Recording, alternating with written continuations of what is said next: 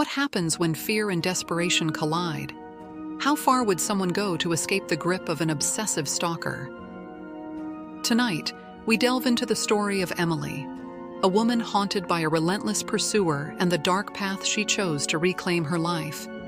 It's a tale of obsession, murder, and a courtroom battle that captivated the nation.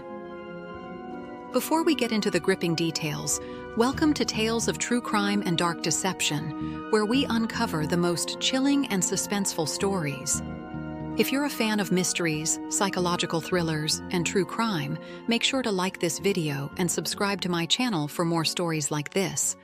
The beginning of the nightmare. Emily Harper was the kind of woman people noticed. Sharp, poised, and confident, she was well on her way to making partner at a prestigious law firm in Manhattan. At 33, her life was neatly mapped out. Career success, a close-knit group of friends, and a cozy apartment she loved coming home to. It was at work that she first met Jacob Miller.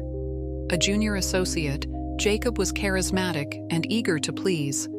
He often sought Emily's advice on cases, lingering in her office a little longer than necessary. At first, Emily didn't think much of it. She chalked it up to workplace camaraderie and his admiration for her expertise. But Jacob's admiration quickly turned into something darker. It started suddenly. Text messages that felt overly familiar, flowers left anonymously on her desk, and sudden appearances at places he shouldn't have known she frequented. Emily told herself it was harmless, that Jacob was just awkwardly trying to make friends. She had no idea she was the focus of an obsession that would spiral out of control. The signs of obsession. One evening, Emily was out with friends at a wine bar downtown. She had laughed and shared stories, momentarily forgetting the stress of work. As the night wound down, she glanced across the room, and her heart stopped. Jacob was there, sitting at a corner table, his eyes fixed on her. "Isn't that the guy from your office?" one of her friends asked, following her gaze. Emily nodded, uneasy. "Yeah, but he doesn't live anywhere near here." That was the first time she realized Jacob was following her. Over the next few weeks, his behavior became more erratic. She found small gifts on her doorstep, an expensive silk scarf, a signed first edition of a book she had casually mentioned liking, and, most disturbingly, a framed photo of her taken at a firm event. The gifts came without notes, but she knew they were from him. Emily tried to confront Jacob at work, but he brushed it off with a smile. "I just admire you," he said. "You inspire me." Her unease deepened. She reported his behavior to HR, but they dismissed her concerns, citing a lack of evidence of harassment. Frustrated and scared, Emily decided to distance herself from Jacob as much as possible. But Jacob was relentless. The breaking point.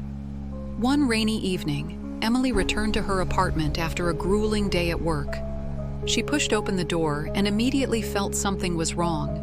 The air felt heavy, the way it does when you sense you're not alone. Her heart raced as she scanned the room. Everything looked normal, until she noticed the coffee table. Her neatly stacked magazines had been rearranged, and a single red rose lay in the center. On the counter was a note, written in neat, deliberate handwriting. "I'll always be here, Emily. Always." She knew it was Jacob. Panicked, Emily called the police. An officer arrived, took her statement, and advised her to install new locks. But without concrete proof that Jacob had entered her apartment, there was little they could do. Feeling helpless, Emily changed her locks, installed security cameras, and even started parking her car in a different garage.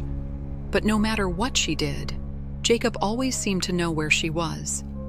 The final straw came one morning when she opened her email to find a series of photos attached.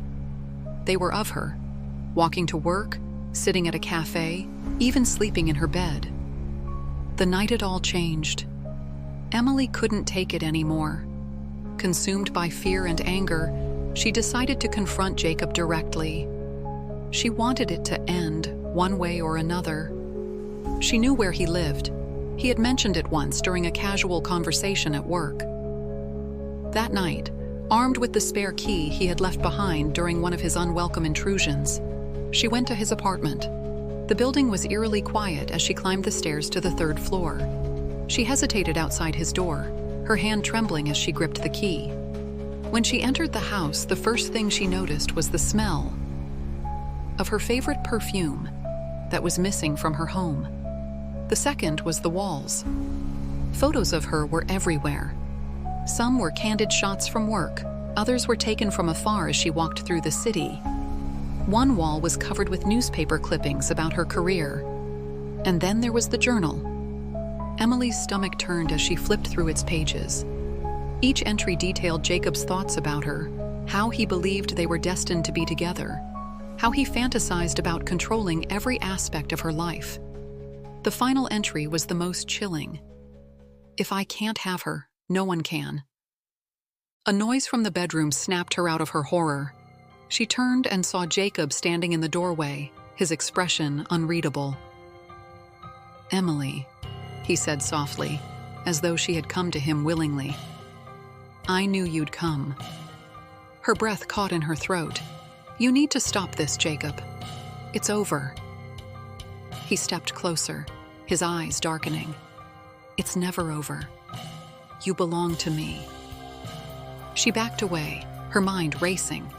Jacob lunged, and in the struggle that followed, Emily grabbed a knife from the kitchen counter. The next moments were a blur. She remembered the knife sinking into his chest, his blood pooling on the floor, and the eerie silence that followed. The cover-up. Emily stood over Jacob's lifeless body, her hands shaking. She knew she should call the police, but fear took over. She cleaned the knife, wiped down every surface she had touched, and dragged his body into the bedroom, wrapping it in a blanket. As she left the apartment, she couldn't shake the feeling that she was being watched. The investigation begins. The next day, Jacob's co-workers reported him missing. When police conducted a wellness check, they found his body and evidence that someone had cleaned the crime scene. Surveillance footage from the building showed Emily entering and leaving the apartment that night. The police brought her in for questioning, and under the weight of their scrutiny, Emily broke down and confessed. She tried to explain to them why she had to kill him. After that night at the bar, when Emily first saw Jacob watching her from the corner, her fear grew rapidly. She started to feel his presence everywhere. Every shadow felt like him. Every unexpected noise made her heart race. Even at home, behind locked doors, she never felt safe. She told herself she was overreacting, but the small incidents piled up. One morning, she found her car windshield cracked, and another time, her gym bag was missing from her locker. Then there were the photos, the flowers, and the eerie feeling that someone was always just a step behind her. Emily confided in her friends. She told them about the gifts, the rearranged furniture in her apartment, and the photos of her sleeping. While some expressed concern, others shrugged it off. "He's just a lovesick guy," one friend said dismissively. "Ignore him, and he'll move on." Her parents, when she called them late one night in tears, told her to go to the police. But the authorities, like her friends, didn't take her seriously. Without tangible evidence or physical harm, there wasn't much they could do. The horrifying discovery. The police initially treated Jacob's murder as an isolated incident, but as they delved into his background, a disturbing pattern emerged. Jacob had a history of obsession. His phone and laptop contained evidence that Emily wasn't his first target. He had stalked at least 3 other women before her. Each had moved away, quit their jobs, or changed their names to escape him. But none of them had pressed charges or pursued legal action, leaving no official record of his behavior. For Emily, learning this after the fact was a bitter pill to swallow. If someone had intervened earlier, could Jacob's obsession have been stopped before it spiraled out of control? Could her life and his have been saved? Despite this revelation, Emily faced an uphill battle in court. The trial. The courtroom was packed as Emily sat at the defense table, her hands trembling beneath the surface. The prosecution painted her as a cold, calculated killer, someone who had taken the law into her own hands. She didn't call the police that night, the prosecutor argued. She didn't try to get help. Instead, she went to his apartment with a weapon in hand, intent on ending his life. The defense countered with evidence of Jacob's stalking. They presented the photos, the notes, and the journal from his apartment. Emily took the stand, her voice shaking as she described the months of fear and helplessness she endured.